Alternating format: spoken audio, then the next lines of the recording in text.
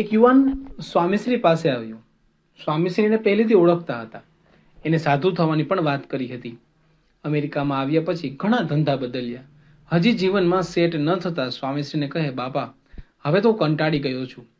સ્વામીશ્રી હળવા હાથે એના જમણા ખભાને ટપલી મારતા કહે, હવે કંટાળે શું થાય?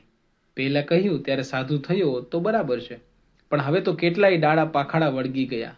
હવે તો કરે જ છૂટકો. એટલું કહેતા સ્વામીશ્રી આને આશીર્વાદ આપ્યા, પણ અને કહ્યું કે સેટ થઈ જાય એના માટે અમે પ્રાર્થના કરીશું.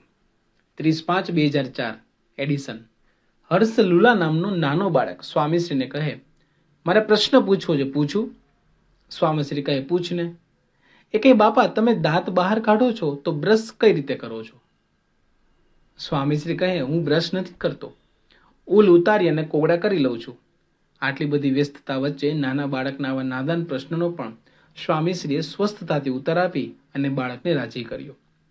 30/5/2003 Gondal. Central excise and custom commissioner Shri Arvind સિંઘે સ્વામીશ્રીના આશીર્વાદ મેળવ્યા. તેઓ અત્યંત ભાવિક અને નમ્ર છે.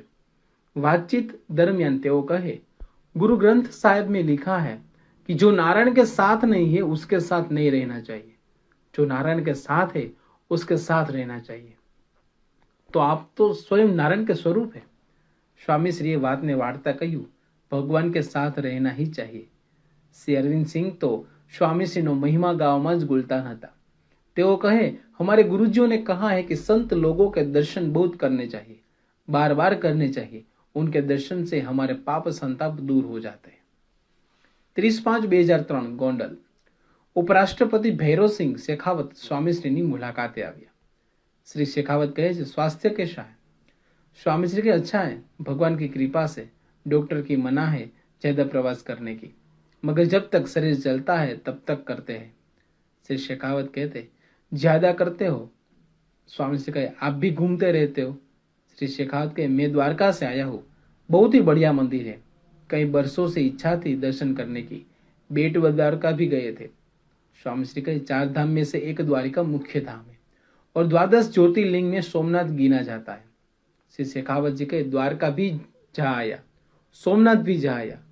विवेक सागर स्वामी कहे, शास्त्रों में कहे हैं कि 68 तीर्थ संत के चरण में है, तो आज पूरी हो गई आपकी यात्रा.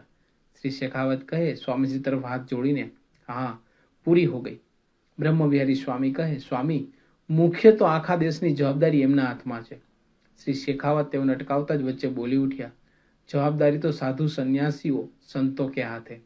देश राजा महाराजाओं से नहीं चला, संतों धर्मगुरु से चला. जैसे आपने बताया कि 704 साधु हुए हैं, इससे बड़ी प्रमुख स्वामी जी की कोई उपलब्धि नहीं हो सकती. जो 700 साधुओं को घर छुड़वा दे और संसार के कामों में लगा दे, यह कोई मामूली बात नहीं है. और वो भी अनपढ़ नहीं है, सब पढ़े लिखे हैं. लंदन में मैंने देखा था, उस वक्त निर्माण कार्य हो रहा था, सब घूम रहे थे और काम कर रहे थे. मैंने एक आदमी को पूछा कि तुम कौन हो? तो बोला, इंजीनियर हूं, मेरी दुकान है. मुझे यह देखकर आश्चर्य हुआ, सब काम कर रहे थे. स्वामी श्री कहे, योगी जी महाराज जो हमारे गुरु, वे यही रहते थे, महंत थे, उनको बड़ी श्रद्धा थी अक्षर देरी में. भगवान स्वामिनारायण के साथ जो गुणातीत स्वामी है, उनका यह समाधि स्थान है. लोगों को उनमें बहुत श्रद्धा है, मानता भी रखते हैं. देश परदेश से सब आते हैं, दर्शन करते हैं, अपना जो संकल्प हो उसकी पूर्ति के लिए प्रार्थना करते हैं, माला प्रदक्षिणा करते हैं. योगी जी महाराज का संकल्प था कि पढ़े लिखे संस्कार युवाओं को साधु बनाना. वे बोले थे कि 700 साधु होंगे. श्री शेखावत कहते हैं, और हो गए, लेकिन अच्छी अच्छी पोस्ट पर आए, फिर साधु हुए. स्वामी श्री कहे, वो बहुत कठिन बात है ना? श्री शेखावत कहे, बहुत ही कठिन बात है. स्वामी श्री कहे, स्वामी जी का जीवन ही ऐसा था कि उनको देखते ही शांति हो जाती थी, उनकी वाणी सुनकर भी शांति हो जाती थी. उतनी निर्दोषता थी, जो भी दर्शन करते थे वे प्रभावित हो जाते थे. एक धब्बा सबको देते थे, आशीर्वाद. श्री शेखावत हंसी पड़िया. स्वामी श्री कहे, कोई भी भेदभाव नहीं, जो भी आवे, सत्संगी हो या बिन सत्संगी, कोई भी जात का, कोई भी धर्म का, कोई भी देश का, जो जावे उसको आशीर्वाद देते थे कि भगवान आपका भला करेंगे, शांति हो जाएगी. शांति के लिए वे सदैव प्रार्थना करते रहते थे. जब भारत चीन का युद्ध हुआ था, तब हर दिन प्रार्थना करते थे શ્રી શેખાવત કહે, બાજુમાં બેઠેલા પોતાના દોહિત્રનો નિર્દેશ કરીને કહે, ये और इसकी मदर दोनों अक्षरधाम गांधीनगर देख के आए। सब जगह तीर्थों देखे मगर अक्षरधाम बहुत सुंदर था।